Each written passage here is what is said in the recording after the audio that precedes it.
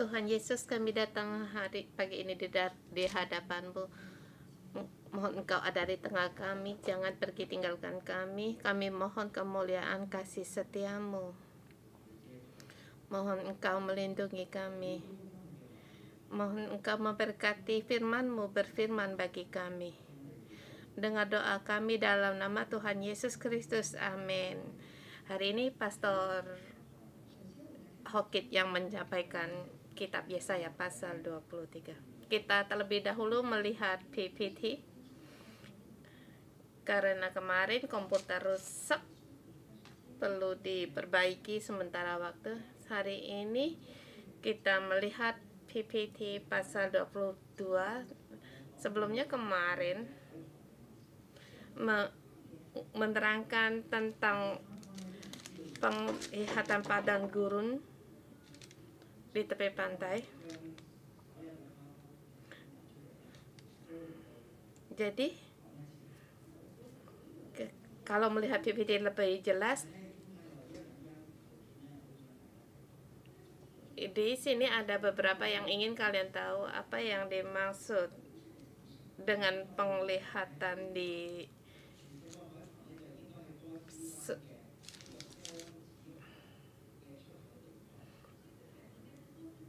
itu di Persia. Di situ sangat luas, satu lembah. Kalau airnya surut akan jelas airnya di situ. Di lembah padang gurun sampai di tepi di laut. Kalau airnya surut akan terlihat gelagah yang tinggi. Kemarin kita melihat di sini.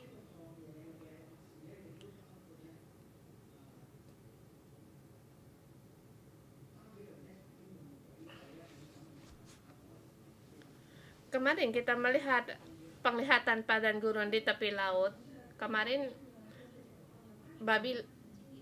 Babylon bekerjasama dengan media dan Elam, Madai dan Elam untuk menyerang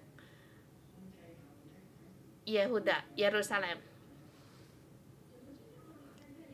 Tak pernah terpikirkan Madai malah balik menyerang Babylon. Kita terus di sini. Kita melihat 3 negara.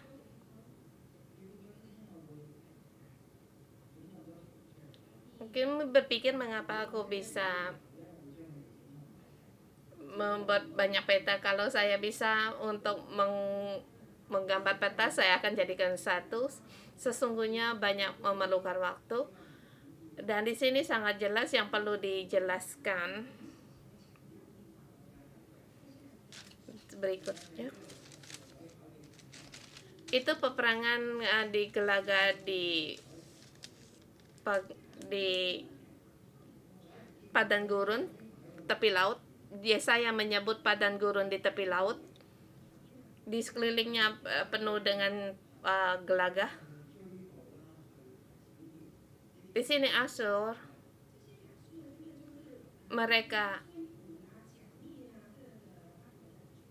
menyerang akan tentara. Bersama di situ juga ada tentara Babel.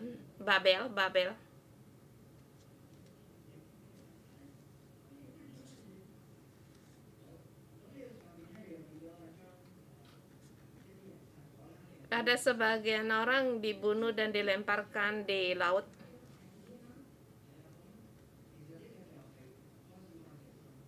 Ini adalah daerah Persia. Walaupun orang berdiri di situ, mereka tidak setinggi batang pohon gelagah.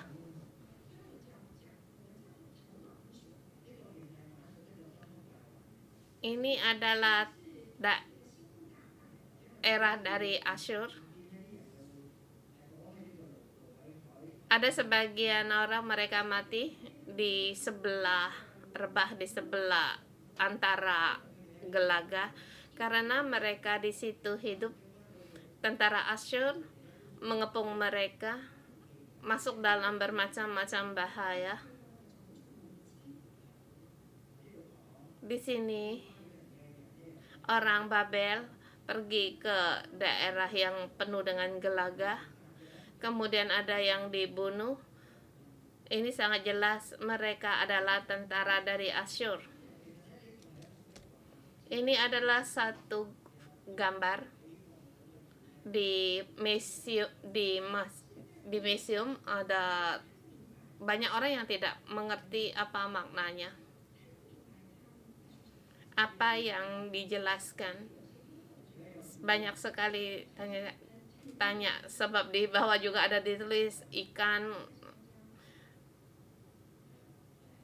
Ini peta selanjutnya kita melihat selain Ilam dan Madai yang berbalik menyerang Babel, sesungguhnya Yerusalem di situ terus menunggu kabar baik, menunggu Babel, Madai, Ilam.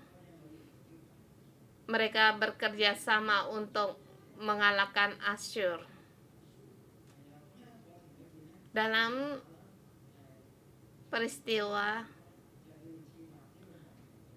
tema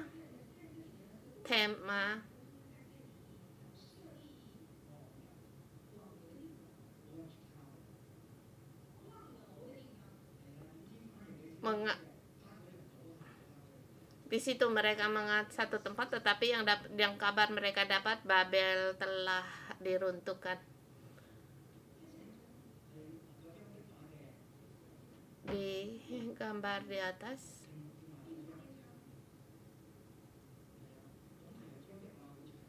di gambar tembok ini sangat luas.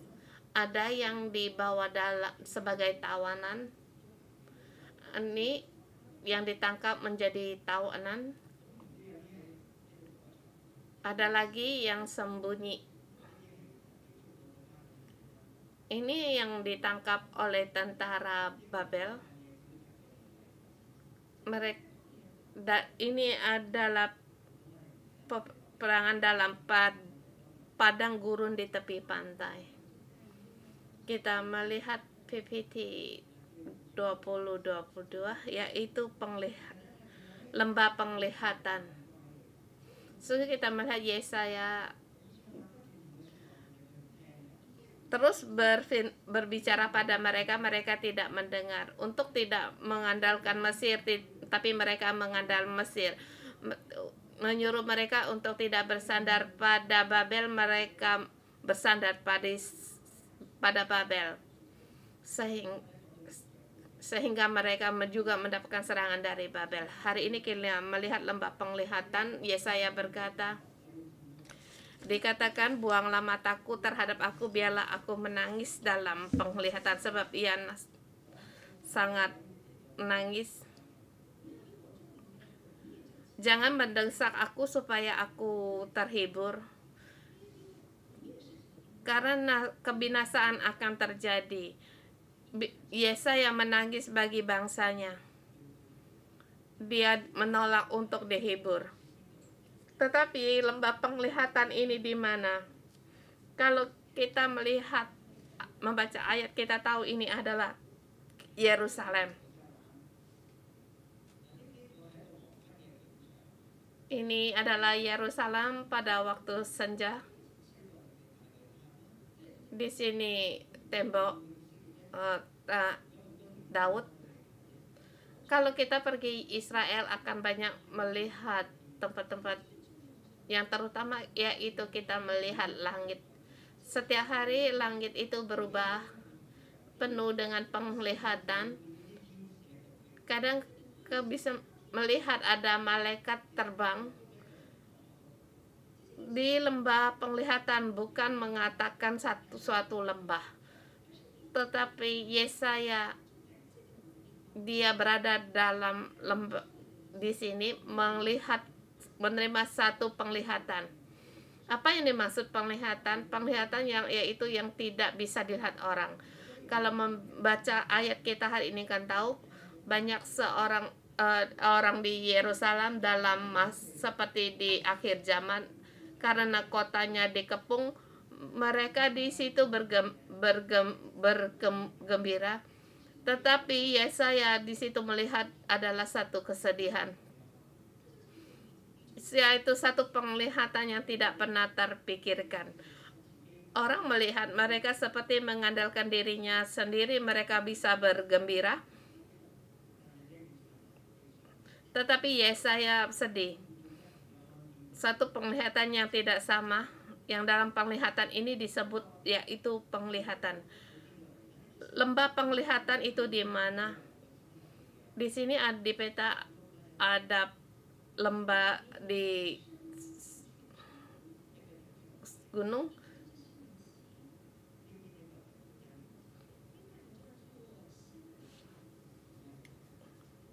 Kita melihat di sini. Di sini Yerusalem.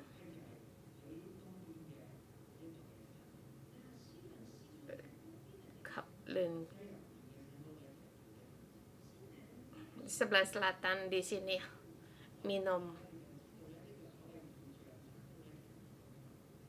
Yang dimaksud dengan penglihatan, lembah penglihatan itu di sebelahnya itu di Taman Getsemani. Ada gambar tidak tertulis di Velakedron antara tempat bait suci dengan Gestani itu apa tempat itu apa? Kalau kamu ke Israel kamu akan tahu itu adalah tempat pekuburan. Yesaya menangis di sini. Apa yang dia lihat, dia menangis. Ini tempat Yerusalem yang paling tinggi, yaitu Bukit Zaitun. Di situ Bukit Mora, tempatnya bait suci. Kemudian itu Bukit Sion, Gunung Sion, yang kemudian mendirikan istana Herodes. Lagi pula ada di satu bernama di situ di lembah Titus.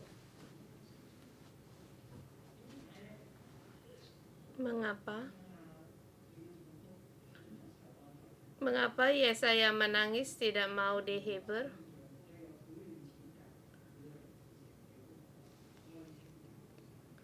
Sebab Tuhan menentukan suatu hari Ia akan mengemparkan, menginjak, dan mengacau orang di lembah penglihatan. Akan melihat masalah Asyur juga tercatat dalam sejarah.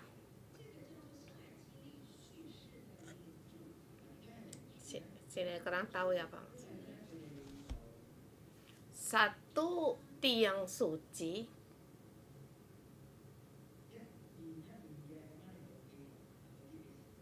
karena di sini tercatat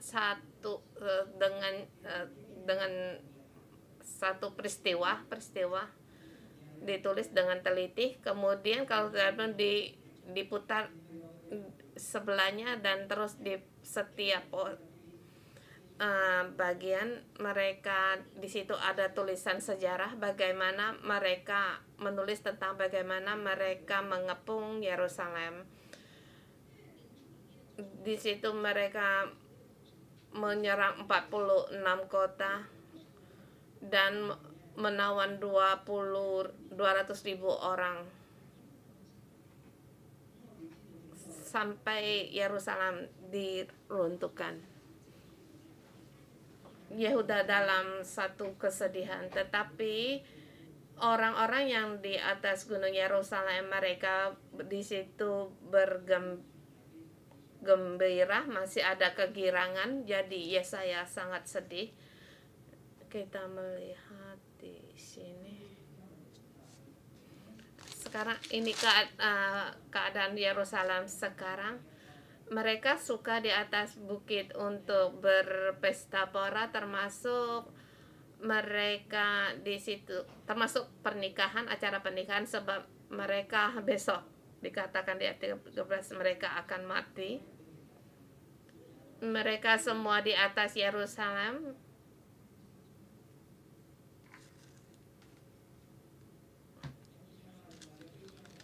Kesedihan Yesaya karena Hizkia tidak memandang pada Tuhan pencipta alam. Dia menggunakan kekuatannya sendiri untuk membuat kubu pertahanan terhadap Asyur.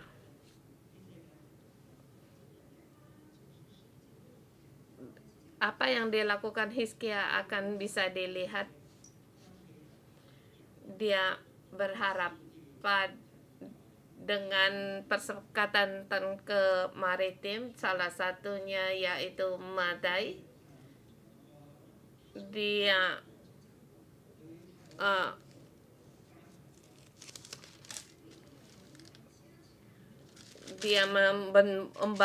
memperkuat kokoh tembok Yerusalem. Lagi pula di situ memperbaiki kolam saluran air dari salah satu Yerusalem, dari timur sampai selatan. Mereka membangun kolam air, saluran air. Di sebelahnya juga di situ mereka mengalahkan akan Filistin. Di situ juga mereka menghadapi tentang Asdod. Jadi serangan mereka tidak langsung sampai ke Yerusalem.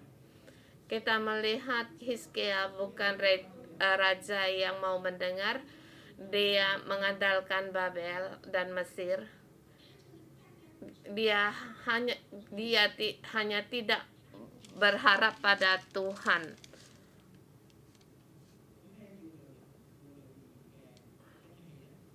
Apa?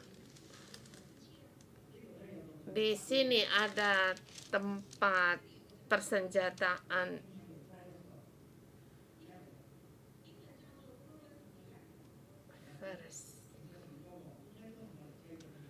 Itu salah satu istana penuh dengan perkakas perang. Ini adalah istana Salomo. Di belakangnya bait suci.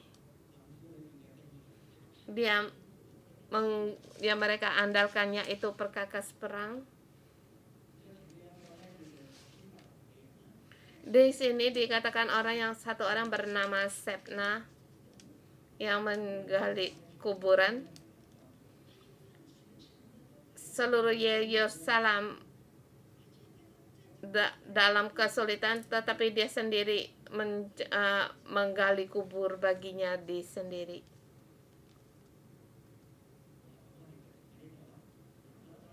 Kita melihat ayat. Saya memberi tema kesedihan, tangisan lembah penglihatan. Yesaya melihat penglihatan ini, dia hatinya sangat bersedih dan menangis. Ayat 1 sampai dengan sub yang pertama. Kesalahan dalam bersukacita. Mereka di situ bersukacita. Mereka bergembira.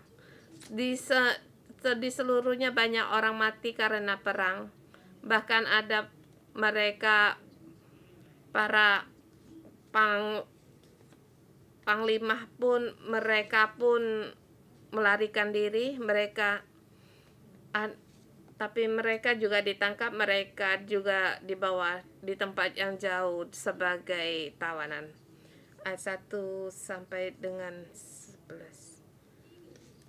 Ayat 4 dan 11 mereka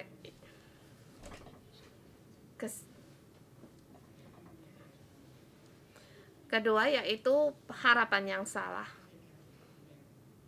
Kita melihat Hizkia, apa yang dia lakukan.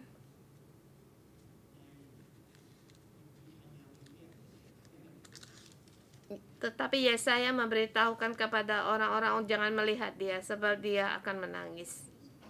Karena di lembah penglihatan akan diinjak-injak, ada pengacauan. Di ayat ke-6 dikatakan Elam akan memasang tabung. Aram datang dengan pasukan kereta dan Kurdakir membuka sarung perisai. Lembah-lembahmu yang indah penuh dengan kereta, juga pasukan kuda yang berbaris di hadapan pintu gerbang. Tetapi apa yang dilakukan oleh Hizkia? Dia mengandalkan dirinya sendiri. Di ayat ke-8 dikatakan ada kata yang pendek, dan Yehuda kehilangan perlindungan. Di sini dikatakan dia. Siapa yang dimaksud dengan itu? Siapa yang bertanya? Yaitu Tuhan yang mengambil perlindungan ini. Dia membiarkan menyuruh tentara Asur datang. Kita di depan kita katakan Tuhan alam semesta alam, dengan suita tentara Asur akan datang. Tentara Asur bukan hanya menyerang Yerusalem pada saat Tuhan menghilangkan perlindungan terhadap Yehuda. Dengan demikian perang akan segera datang. Tapi pada waktu itu yang dimaksud tertuju pada Hizkia atau keluarganya Sebna, kepala istananya Sebna, yang tidak mengandalkan Tuhan dan tidak mengerti akan kehendak Tuhan. Dengan seketika tentara Asur menyerang Yehuda dan mengambil alih.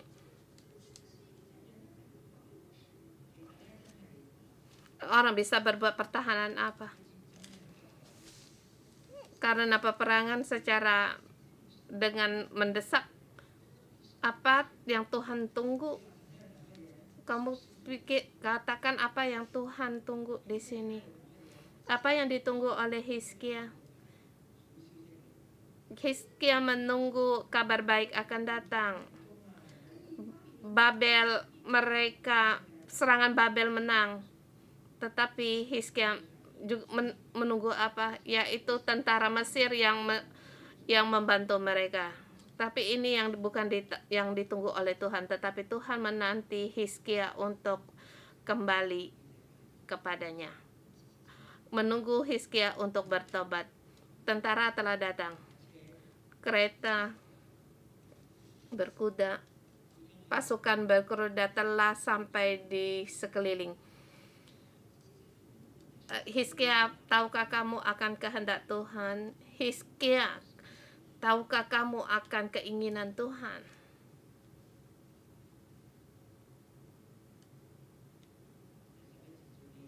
Ayat 11 yang terakhir itu sangat penting. Dia mengadakan banyak sekali persiapan pertahanan, tetapi dia tidak memandang pada Tuhan.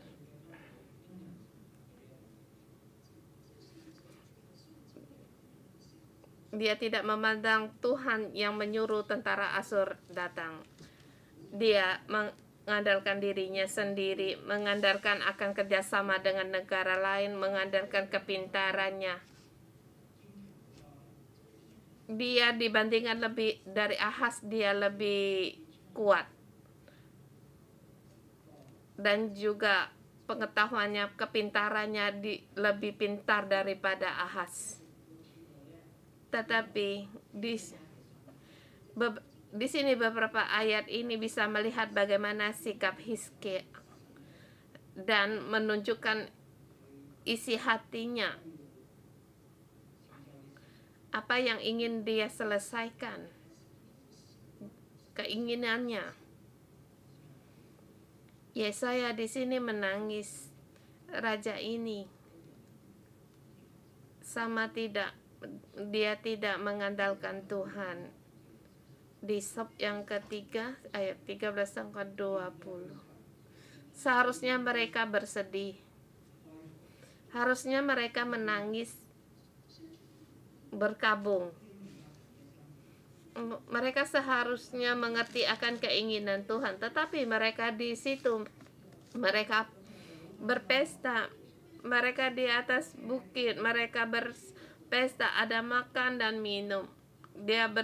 Mereka berkata, marilah kita makan dan minum sebab besok kita mati.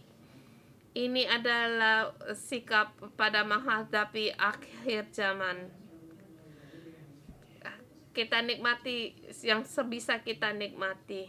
Sesungguhnya tidak tahu apa yang Tuhan inginkan. Ayat 14 dikatakan, tetapi Tuhan semesta alam menyatakan diri dan berfirman kepadaku. Berfirman kepada Yesaya, sungguh kesalahanmu ini tidak akan diampuni sampai kamu mati. Firman Tuhan, Tuhan semesta alam. Di sini seperti satu tanda koma.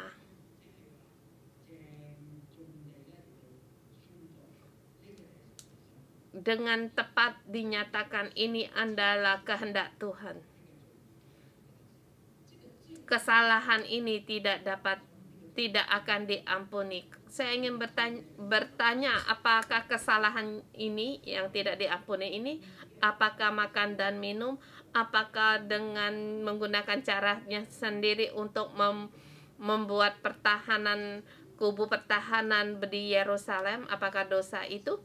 Dosa apa ini? Yaitu dosa menghina Tuhan, meremehkan Tuhan.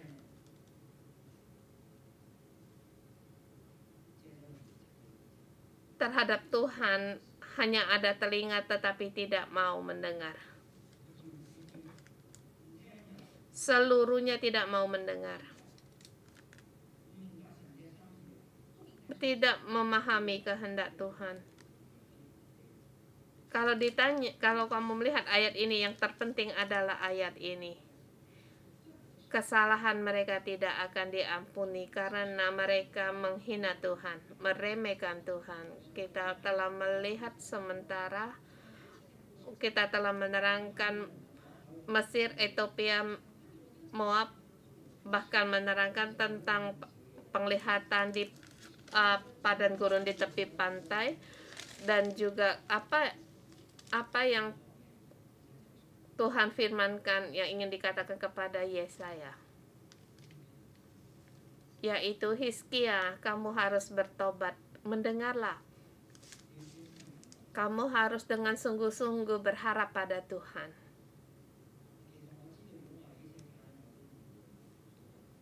Tapi saya tahu kalau saya sebagai Hizkia, saya tidak juga akan lebih baik dari dia. Selagi saya punya kekuatan, saya akan melawan. Tetap bertobat bukan satu yang sulit. Segala sesuatu bisa saja dilakukan, tetapi di sini kita yang diminta bertobatlah terlebih dahulu kembali kepada Tuhan. Kamu dan aku punya Roh Kudus. Roh Kudus akan menjamah kita. Saya bertanya kepada saudara semua satu pertanyaan. Yang baru saja, apa yang Tuhan firmankan kepadamu? Saya beri kamu 3 menit.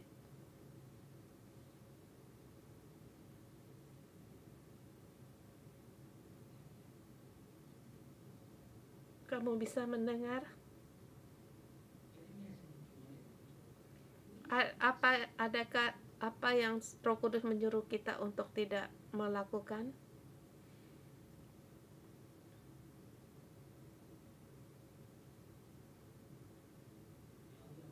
Ada. Setiap orang mendengar dengan tidak sama, karena ini spesial. Sebab Tuhan tahu apa yang di hati kita yang kita inginkan. Dia akan menunjuk, menyatakan apa yang ada di dalam hati kita. Tahukah kita akan kehendak Tuhan? Dan dua dari ayat ini, dua sub ini 15 sampai dengan 25. Di sini satu orang sebagai contoh yang salah, dan Tuhan spesial terhadap dia, dan dikatakan karena dia di keluarga Yehuda sangat punya pengaruh, dan juga mereka adalah pengurus keluarga kerajaan Yehuda, yaitu Sebna. Pada saat tembok Yerusalem diruntuhkan, apa yang dia lakukan? Dia mencari kuburannya sendiri, menggali kuburannya sendiri. Dia mendapatkan satu tempat kuburan, kemudian di situ memahatnya, tetapi di situ tidak ada nama. Di situ cuma di tugunya ditulis ya pengurus keluarga Yehuda.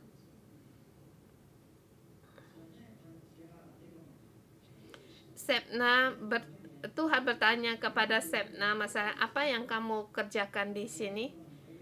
Seperti ayat pertama sama. Mengapa semua orang pergi ke atas soto-soto rumah? Mengapa kamu bergirang hati? Di ayat 16, ada apa dengan kamu? Bukankah kamu harus mengurus keluarga Yehuda? Bukankah kamu sangat berpengaruh? Di sini Tuhan berkata, kamu memalukan keluarga tuanmu. Tetapi Hizkia tidak bisa berubah karena dia tetap mengandalkan Mesir. Sebelum tentara Asyur datang, dia semakin memperkuatkan Yerusalem, pertahanan bagi Yerusalem.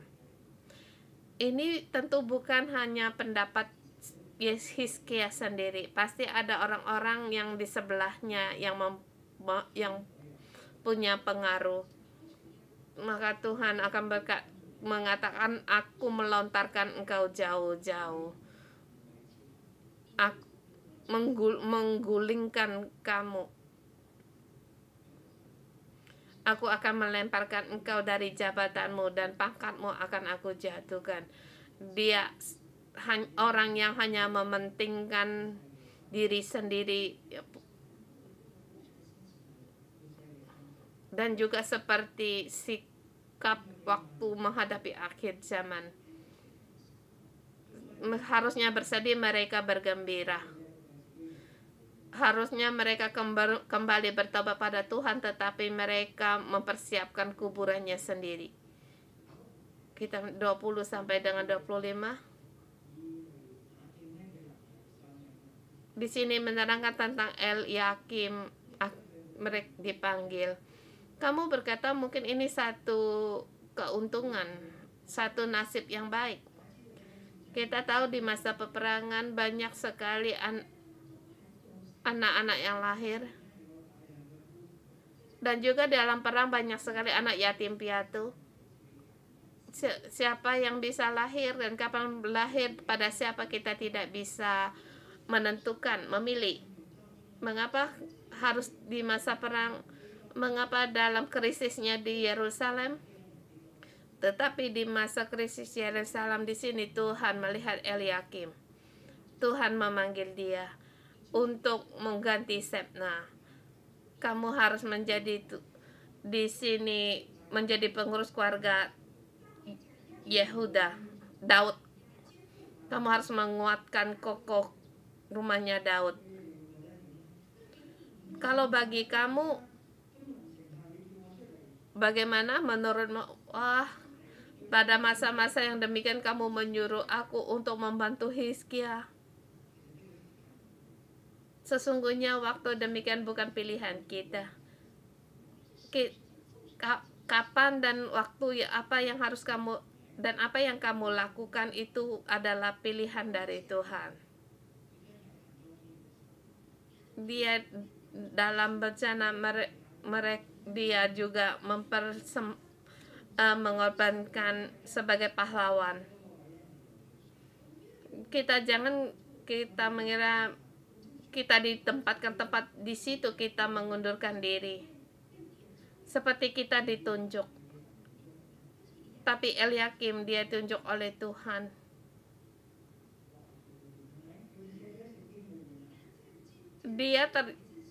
Dia tertulis di dalam Alkitab.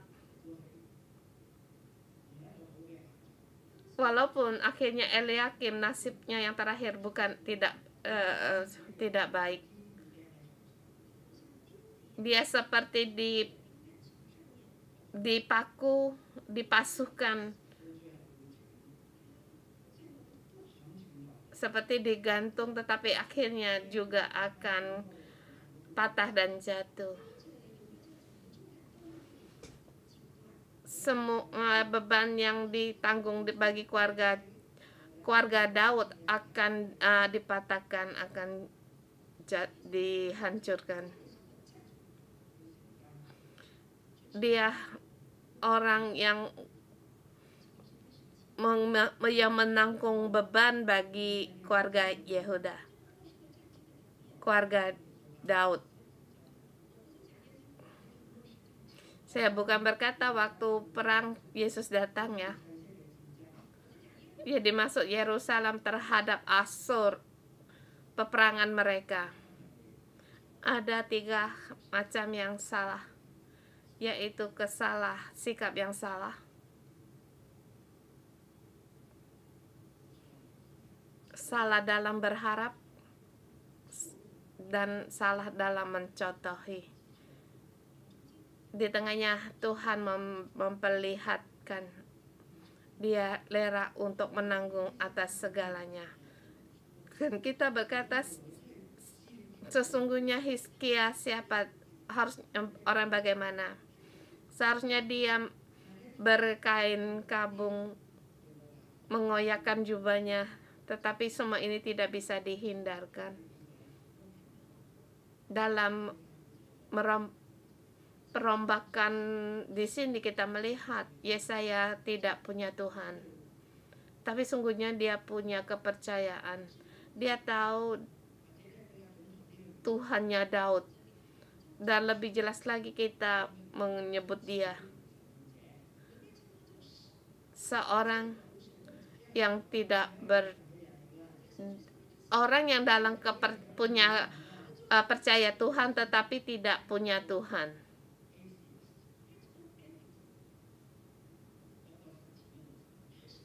Dia pelaku yang tidak mempunyai Tuhan. Pada masa dia memiliki agama tetapi tidak punya Tuhan. Dalam menghadapi bahaya, semua ini akan terlihat. Dia sesungguhnya tidak percaya pada Tuhan, bahkan bertobat pun tidak tahu. Yerusalem, Tuhan berharap, Yerusalem kamu punya harapan. Kamu bertobatlah. Kita sampai di sini, kita kembali untuk menyembah Tuhan kita.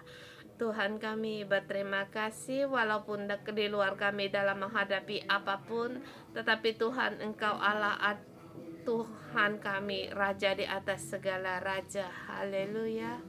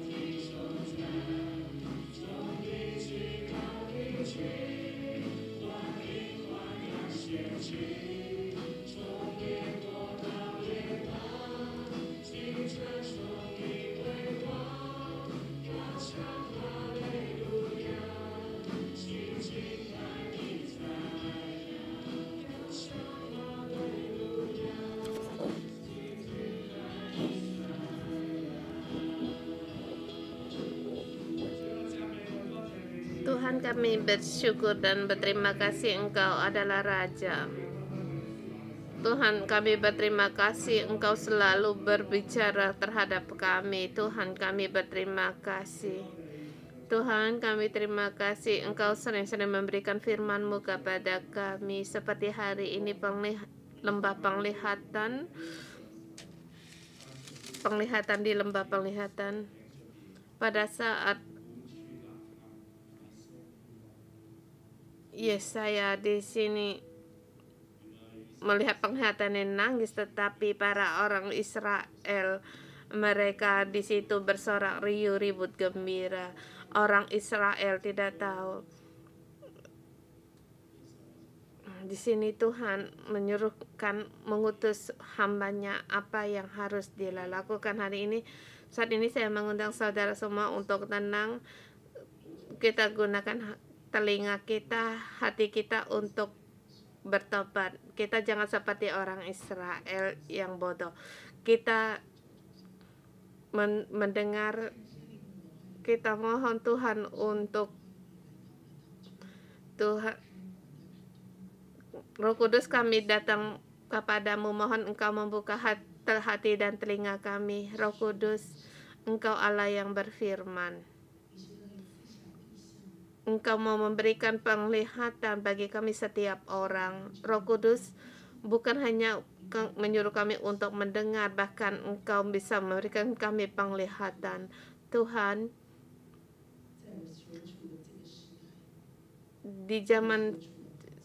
di tempat saya tinggal, di zaman saya sekarang ini, Tuhan, hanya Engkau yang tahu. Tuhan, apakah saya benar tahu apa yang saya bisa memahami? Apakah kami bisa tahu apa yang pimpinan kami inginkan? Ya Roh Kudus, berfirmanlah kepada kami. Yesus.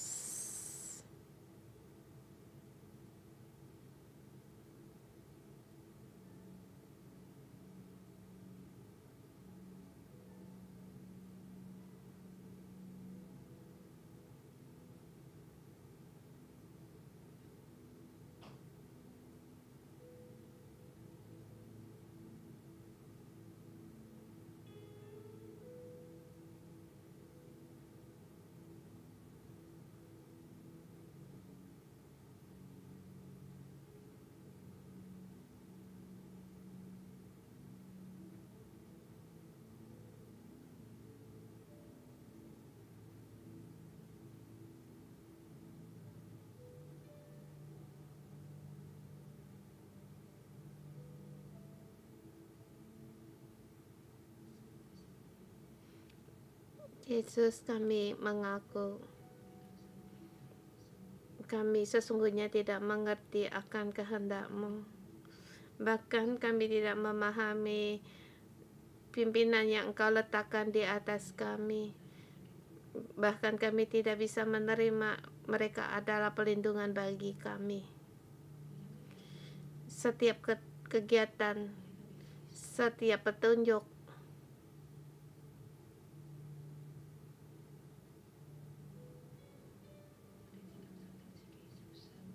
kami hanya merasakan sendiri disakiti, ditertawai, tidak dipahami, tidak diperduli.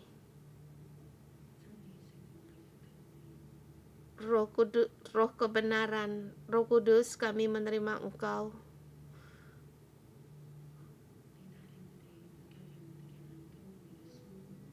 Bimbinglah kami agar hati dan kami bisa mengerti, memahami akan kehendak-Mu. Kami begitu melawan pada pimpinan.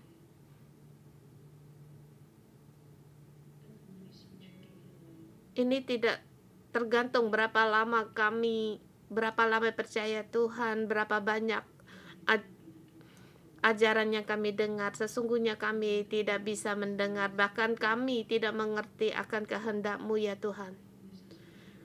Kami sering-sering karena keadaan, oleh perkataan, oleh pemimpin dan keputusan mereka tidak sama, kami melawan. Tuhan, ampunilah kami. Tuhan, begini kami, bukan hanya kami tidak memahami Engkau, bahkan kami lebih lagi tidak memahami pimpinan kami. Bahkan di masa sulit datang, kami kebiasaan untuk mengandalkan diri sendiri. Tuhan, terangilah kami di dalam kesulitan, dalam serangan ini, dari masa yang tidak mudah. Kami terbiasa mengandalkan apa? Kami terbiasa mengandalkan apa yang bisa dilihat, bukan mengandalkan Engkau.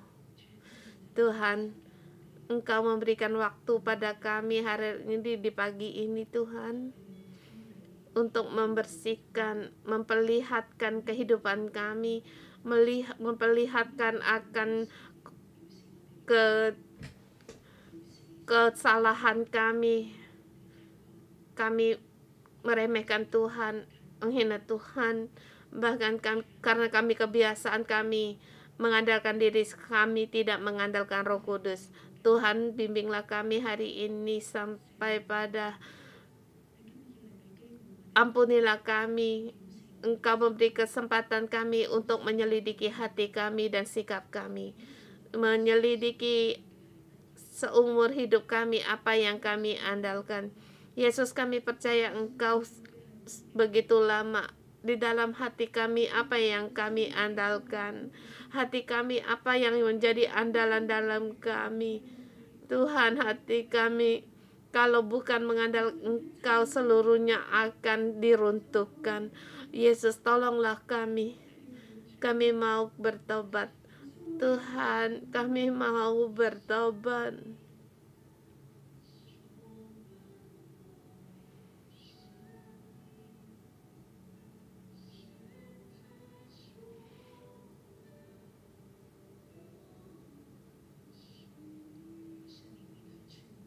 Roh Kudus, Engkau datang, penuhilah kami. Roh Kudus, kami menyambut Engkau. Tuhan, penuhilah kami setiap hari, lebih dalam lagi, lebih dalam lagi.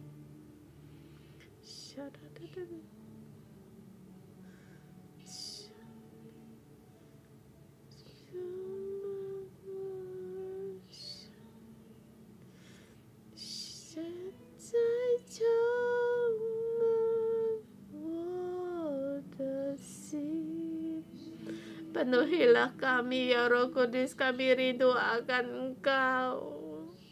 Roh Kudus, penuhilah kami.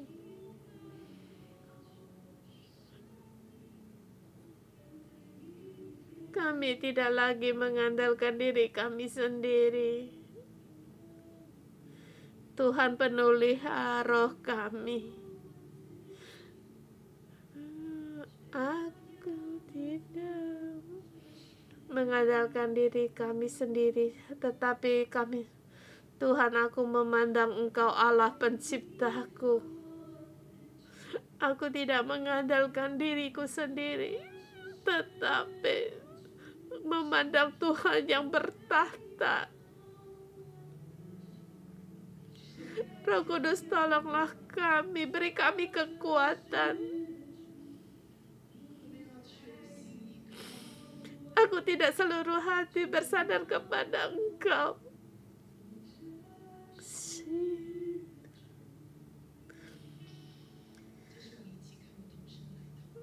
Kita berdoa pada Tuhan, kita mohon Tuhan untuk menolong kita. Roh Kudus, tambahkan kekuatan di dalam hati kita. Kita mengambil keputusan untuk memahami kehendak Tuhan, mengerti akan keinginan penduduk kita. Kita tidak lagi menjadi orang yang tuli, kita orang yang bodoh. Kita mau kembali. Keputusan kita untuk kembali bertobat pada Tuhan. Kita mohon Roh Kudus lebih banyak lagi untuk menolong kita. Tuhan, Roh Roh Kudus, tolonglah kami. Tolonglah kami agar aku di dalammu punya orang yang berhikmat, mengerti akan kehendak Tuhan, mengerti akan pikiran yang terhadap pemimpin, agar kami menjadi orang yang taat pada pimpinan, menjadi orang semakin menyerupai Tuhan. Perbaharuilah kami Tuhan, tolonglah kami.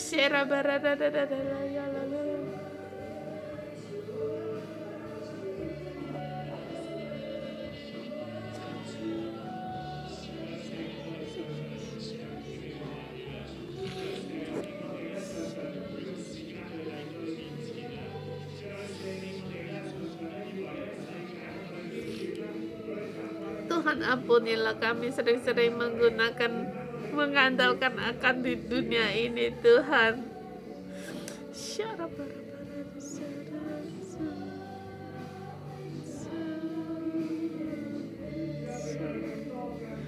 Tuhan, beri kami lebih dalam lagi, lebih dalam lagi akan merenungkan, merindukan akan Engkau. Lepaskan agar kami merasa, agar kami puasan hati yang merasa puas sendiri.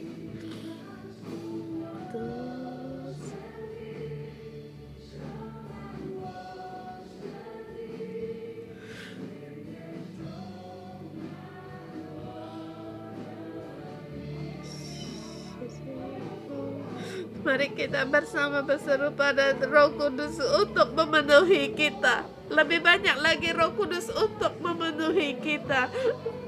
Roh Kudus, kami perlu akan Engkau, kami taat di bawah tuntunan-Mu.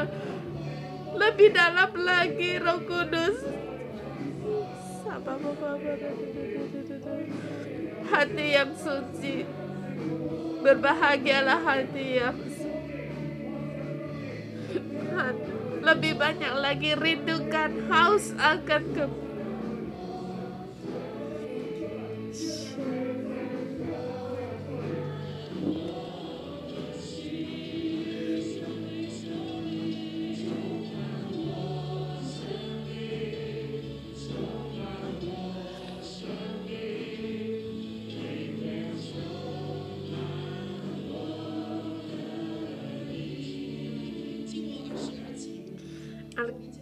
ayat 22. Aku akan menaruh kunci rumah Daud di atas bahumu. Apabila ia membuka, tidak ada yang menutup. Apabila ia menutup, tidak ada yang dapat membuka. Kita berdoa pada Tuhan agar Tuhan menolong kita, agar hidup kita seperti Eliakim, agar kita dibangkitkan Tuhan menjadi orang yang bisa bertanggung jawab, bisa yang menanggung beban. Tuhan, katakan kepada Tuhan, aku rela. Kita berdoa untuk hidup kita.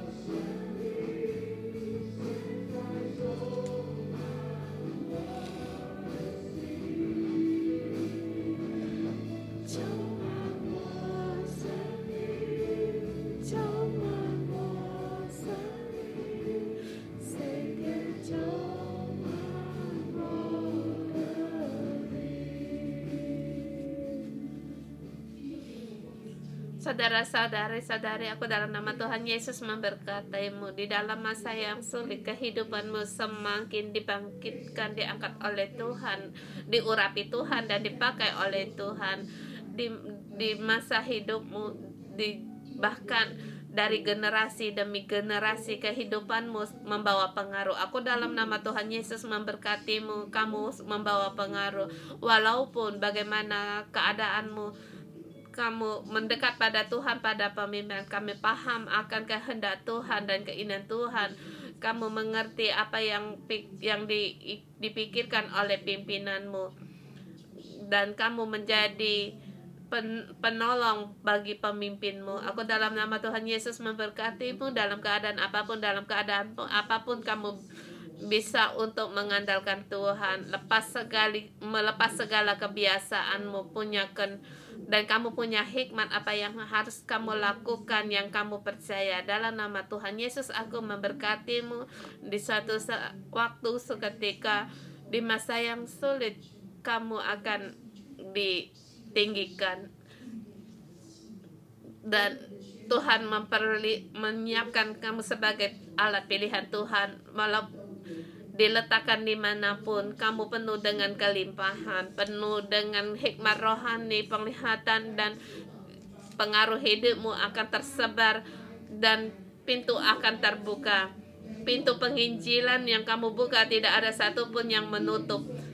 Setiap pintu yang kamu buka akan berbondong-bondong, bahkan keluargamu, kerabat-kerabatmu, rekanmu, bahkan orang-orang yang belum percaya Tuhan dikarenakan kamu masuk dalam kerajaan Allah. Aku dalam nama Tuhan Yesus memberkatimu dalam masa yang sulit. Kamu